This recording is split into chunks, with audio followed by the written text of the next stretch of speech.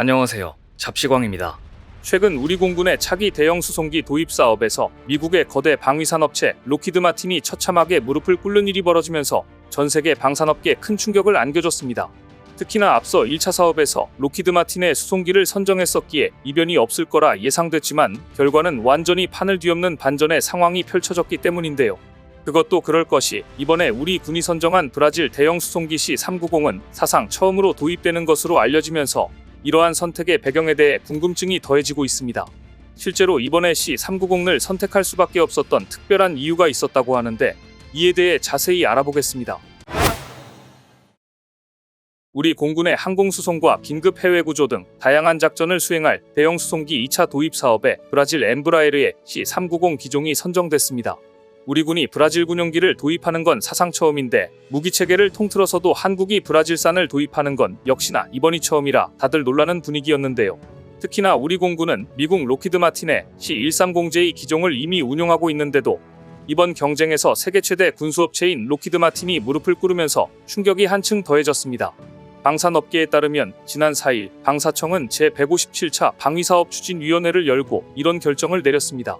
이로써 우리 공군은 대형 수송기 2차 사업의 일환으로 2026년까지 총 7,100억 원을 투입해 C390 세대를 도입할 예정으로 이번에 C390은 경쟁 기종인 미 로키드 마틴의 C130J와 에어버스 A440M을 제치고 최종 선정됐습니다. 대형 수송기 2차 사업은 지난 2014년 4대의 C130J 30을 도입한 1차 사업의 후속 사업으로 원래는 2014년에 7대의 소요를 제기했으나 예산 문제로 인해 수량을 나눠 순차적으로 추진하게 됐습니다. 사실 이 과정에서 예산 확보 문제, 후보 기종들의 제안서 서류 부실 문제 등 사업에 이런저런 문제가 발생하면서 기종 결정이 1년 정도 지연됐었는데 이번에 기종이 선정되면서 2026년까지 우리 공군에 인도되는 걸 목표로 사업이 진행될 예정입니다. 그런데 사실 지금까지 군 수송기의 경우 그 중요성에 비해 크게 주목받지 못했었습니다. 그동안에는 우리 공군의 핵심 목적이 전투기를 사용한 공중전과 공습 임무에 집중됐기 때문에 물자와 인원을 수송하는 수송기에 대한 투자가 상대적으로 소홀했었습니다. 하지만 최근 들어 공군의 평시 임무 중 해외 파병 임무와 제 군안구조 임무에서 수송기의 역할이 매우 중요해지면서 더 이상 수송기 전력 투자를 늦출 수 없는 상황이 펼쳐진 겁니다. 실제로 현재 장거리 해외 파병 인원이나 재난 상황 시 교민들을 철수시키는 데 활약하는 KC-330 시그너스 공중급유기의 경우 민간 항공기를 개조한 군용기이기 때문에 차량이나 대형 화물의 수송이 어렵습니다.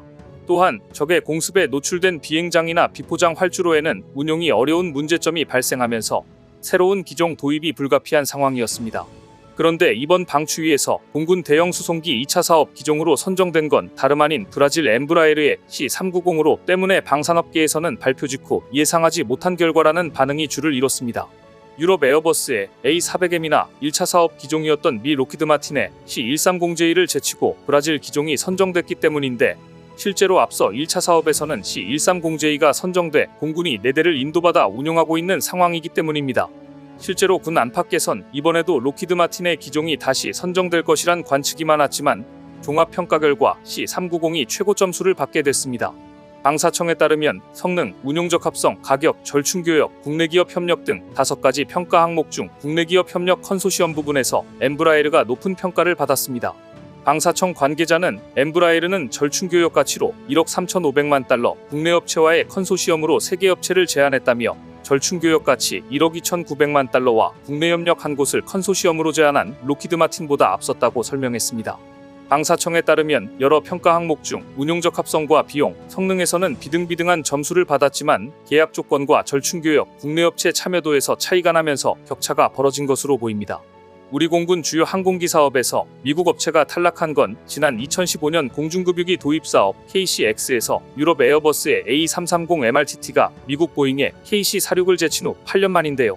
이렇듯 이번 대형 수송기 2차 사업 경쟁은 유독 치열했는데 그 이유는 한국의 미래 항공우주 산업의 차세대 먹거리를 어떻게 만들 것이며 누구와 협력할 것인지를 결정짓게 될 중요한 시발점이기 때문입니다. 그런데 사실 엠브라에르의 C390은 이미 우리가 대형 수송기 1차 사업을 통해 4대를 운용하고 있는 로키드 마틴의 C130J와는 달리 다소 생소한 기종입니다. 해당 기종은 개발국인 브라질을 비롯해 중립국 오스트리아, 나토 가입국인 포르투갈과 헝가리, 네덜란드, 체코가 운용 중이거나 도입 계약을 체결한 상태로 알려졌습니다. 엠브라에르의 경우 광활한 국토 면적을 자랑하는 브라질의 자연 조건으로 민간 항공기 제작이 발달되면서 보잉, 에어버스에 이어 세계 3위의 상업용 항공기 납품 대수를 가지고 있습니다. 그렇다고 해도 엠브라에르의 C390이 세계 최대 방산 기업의 50년 장수 상품 C130J를 이긴 비결이 과연 무엇이었는지 궁금증을 자아내고 있는데요. 이번에 방사청의 종합평가에서 우세하다는 평가를 받은 만큼 간단히 말하면 성능과 가격 모든 측면에서 C390이 C130J보다 우수했기 때문입니다. 우선 C390은 C130J보다 순항 속도, 최고 속도, 항속거리, 화물 탑재량이 모두 우수합니다. 해외의 방산 자료에 따르면 C130J30은 20톤의 화물을 싣고 2200km를 비행하는 데 비해 C390은 23톤의 화물을 싣고 2400km를 이동할 수 있습니다. 순항 속도도 C390이 시속 200km 이상 빠르게 비행하고 최대 화물 탑재량도 C390이 5톤을 더 실을 수 있습니다.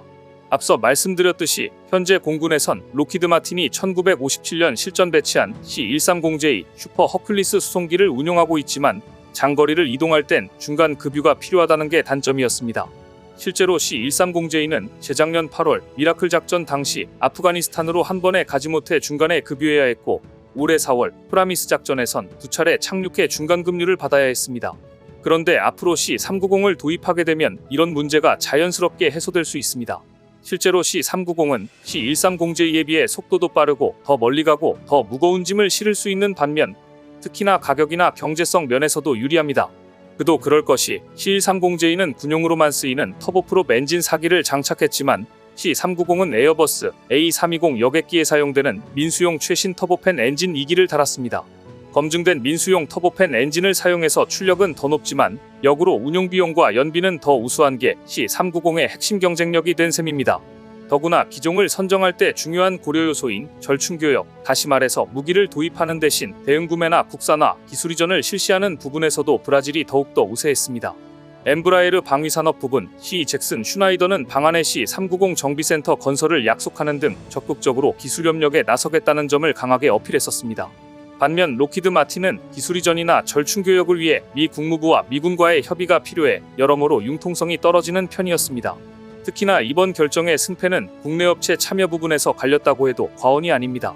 로키드 마틴이 국내 한 개 업체를 대상으로 1억 2,900만 달러를 제안한 반면 엠브라에르는 세계 업체에 1억 3,500만 달러 상당의 부품을 생산하도록 조건을 제시하는 등 결국엔 우리 방산업체에 도움이 되는 선택으로 마무리된 겁니다. 이번 선택으로 인해 앞으로 한국은 글로벌 항공업체들의 공급망에 가입할 수 있는 기회의 장을 열게 됐는데요. 여기에 더해 앞으로 한국형 다목적 수송기 사업에 대해 더욱더 관심이 쏠리며 급물살을 타게 될 것으로 보입니다. 벌써부터 앞서 올해 초 UAE와 공동개발하기로 체결한 다목적 수송기 국제공동개발 MOU에 대해 방산업계의 시선이 다시 쏠리고 있는 상황입니다. 수송기를 만든 경험이 없는 한국과 UAE가 이를 개발하기 위해 손을 잡았다는 점에서 놀라움을 자아냈는데 특히나 수송기 국산화에 본격적으로 나설 수 있게 됐다는 점에서 획기적인 일로 평가되고 있습니다. 다목적 수송기란 말 그대로 화물 운송은 물론 여객 운송, 특수 임무 수행 등 용도가 다양한데 우리 공군이 보유한 중형 수송기 KC330, C130이 대표적입니다. 앞서 카이가 UAE와 체결한 MOU가 더욱더 의미 있는 건 한국의 경우 다목적 수송기 자체 개발을 모색해오던 차에 국제 공동개발 형식으로 날개를 달게 됐기 때문입니다. 카이는 이미 2021년에 KCX라는 프로젝트명으로 수송 중량 최대 20톤급의 축소 모형을 공개했었고 작년에는 MCX라는 프로젝트명의 30톤급 축소 모델도 내놓았었습니다. 카이에 따르면 MCX 다목적 수송기는 최고 시속 850km, 항속거리 최대 5000km 성능을 갖췄는데 2035년 양산을 목표로 잡고 있는 중입니다. MCX의 개발비만 총 3조 원, 양산비는 18조 원에 달할 것으로 추산되며 개발기간은 최대 11년으로 잡고 있는데 빠르면 내년부터 체계 개발에 돌입한다는 방침입니다. 이렇듯 현재는 밑그림에 불과한 MCX 사업에 UAE가 공동투자로 참여하게 된다면 엄청나게 가속도가 붙을 것으로 보이는데요. 예를 들어 개발 기간을 줄이는 건 물론 개발 비용 규모에 따라 사업 내용도 조정될 수 있을 것으로 예상됩니다.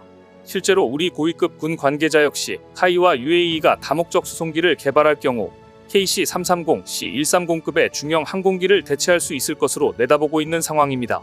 다목적 수송기 사업은 우리 항공업계의 수건인 국산 중형 여객기 개발과도 연결될 수 있다는 점에서 우리 방산업계에 새로운 지평을 열어줄 것으로 보이는데요. 모쪼록 계속해서 좋은 소식이 들려오길 바라겠습니다. 오늘 준비한 소식은 여기까지입니다. 댓글을 통한 여러분들의 많은 의견 기다리겠습니다. 시청해주셔서 감사합니다.